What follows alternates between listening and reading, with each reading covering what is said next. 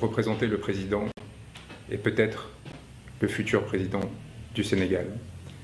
Dans ces circonstances assez extraordinaires par lesquelles un avocat est empêché de défendre un client qui, comme on le sait, fait l'objet d'une persécution extraordinaire depuis un certain nombre d'années, qui vise à l'empêcher d'incarner l'espoir d'un peuple en flammes, qui, depuis un certain nombre d'années, souffre de violence, de désespoir économique et surtout d'une corruption endémique que M. Sonko dénonce dans son pays.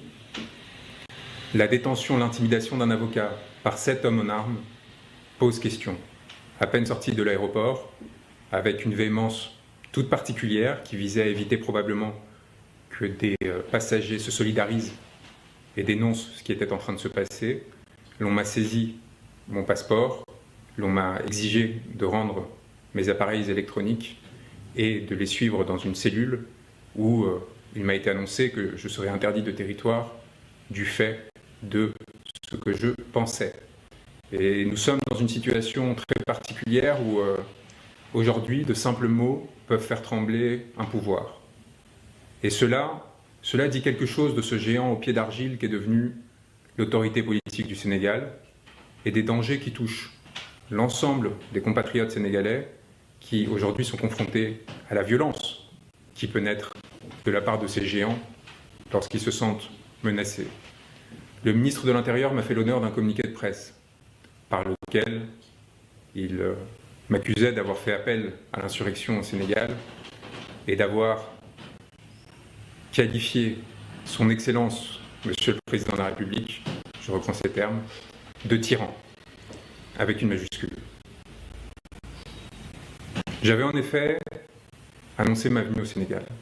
Il me semblait important de partager avec le peuple, en amont de ma participation à ce procès, que M. Sonko m'avait désigné et me faisait confiance aux côtés de 30 confrères courageux, sénégalais, qui au quotidien ont à le défendre, qui au quotidien ont à subir les conséquences de leur engagement, y compris de la part d'un bâtonnier qui semble plus pressé de sanctionner les voies divergentes que d'essayer de protéger notre robe, à leur côté évidemment, pour éviter toute manœuvre de la part du pouvoir, et que dans le cas où le pouvoir tentait une manœuvre, comme ils l'ont fait, avec le soutien de l'Élysée, car il est évident que Macky Sall n'a pas agi seul, qu'il est évident que Macky Sall, qui avait reçu 5 jours auparavant une délégation d'Élysée du Quai d'Orsay, n'a fait qu'agir sur ordre à l'égard non seulement de l'avocat de M. Sonko, mais aussi d'un opposant à la politique menée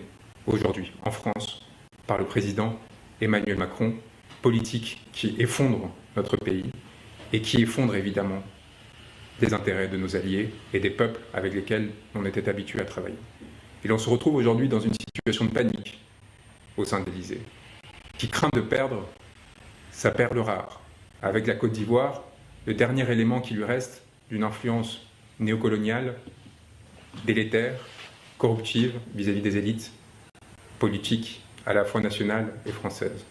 Et vous avez un homme, M. Sonko, qui s'érige pour réclamer la fin de la corruption, pour réclamer la fin de ce régime, pour réclamer l'équité et l'équilibre, et qui fait appel pour cela à des avocats qui luttent pour les mêmes causes. Et vous avez un président du Sénégal qui a la lâcheté et une telle crainte de cette alliance qu'il s'oppose à l'arrivée sur le sol de Dakar de cette personne. Et dans le même temps, vous avez un confrère français, auquel il est fait appel comme l'on faisait auparavant des sorciers blancs. Et vous voyez la différence fondamentale entre M. Sonko, qui pour internationaliser sa cause, parce qu'il est privé de déplacement à l'étranger, parce que l'on cherche à éviter par tout moyen qu'il puisse construire une stature internationale, qu'il puisse montrer qu'il est une alternative valable au pouvoir actuel, eh bien on se retrouve dans une situation où celui-ci cherche à construire des alliances en faveur du peuple sénégalais, qui cherche à s'appuyer sur des masses populaires, les masses de gilets jaunes que nous avons défendues, avec lesquelles nous travaillons notamment, qui luttent pour les mêmes objectifs que le peuple sénégalais. Et nous avons en face les vieilles manœuvres. On fait appel donc, à une personne qui va venir représenter, cette fois, l'establishment français, l'Élysée probablement, et qui accepte, et c'est là quelque chose qui pour moi touche au déshonneur, accepte de plaider face à une salle vidée de ses avocats, qu'ils soient étrangers comme moi ou nationaux. L'ensemble des avocats de M. Sonko ont été empêchés de plaider sa cause lors du procès du 30 mars dernier.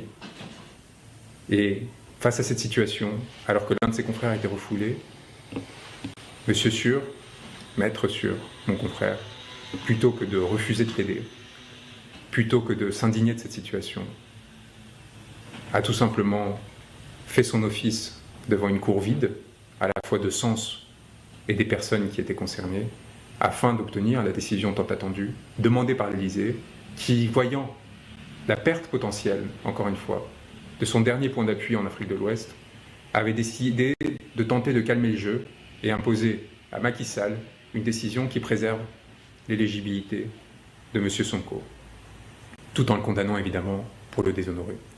Or, la réalité est très simple. D'une part, M. Sonko est parfaitement innocent. Le rapport qu'il a cité existe. Il a été enterré. Nous avons la preuve au sein du dossier lui-même. On a essayé de l'accuser de faux. C'est un mensonge. Premier point. Deuxième point, nous avions tous les éléments nécessaires pour faire annuler la procédure.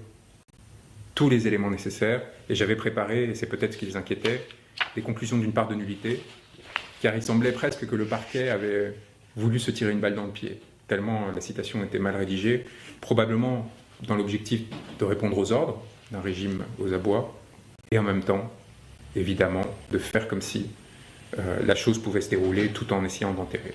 Nous avions des conclusions de nullité, nous avions évidemment des conclusions fin de relax, car ce n'est pas seulement que la procédure était nulle, c'est que M. Sonko était innocent.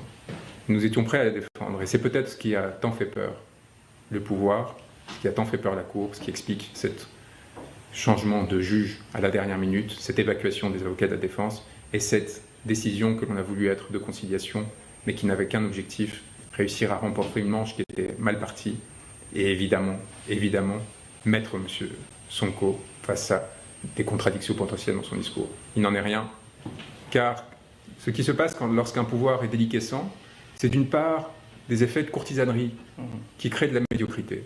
Et ce à quoi on a eu droit avec cet extraordinaire communiqué du ministère de l'Intérieur, c'est l'expression de cela.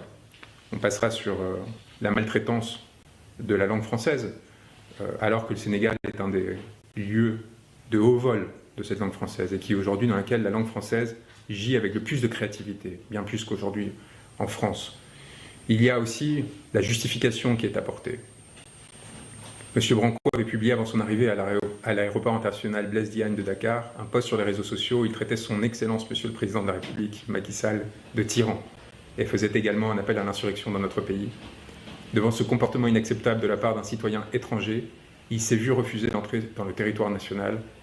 Toutefois, Monsieur le Ministre tient à rappeler l'attachement de l'État du Sénégal aux valeurs d'hospitalité et de teranga qui ont toujours caractérisé notre pays, à condition qu'elles soient sous-tendues par le respect dû à nos institutions et nos valeurs démocratiques. Pardonnez-moi le sourire, mais on apparaît dans une situation où il n'est pas nécessaire d'évoquer la complaisance de ce gouvernement avec des personnes qui défendent des idéologies racistes et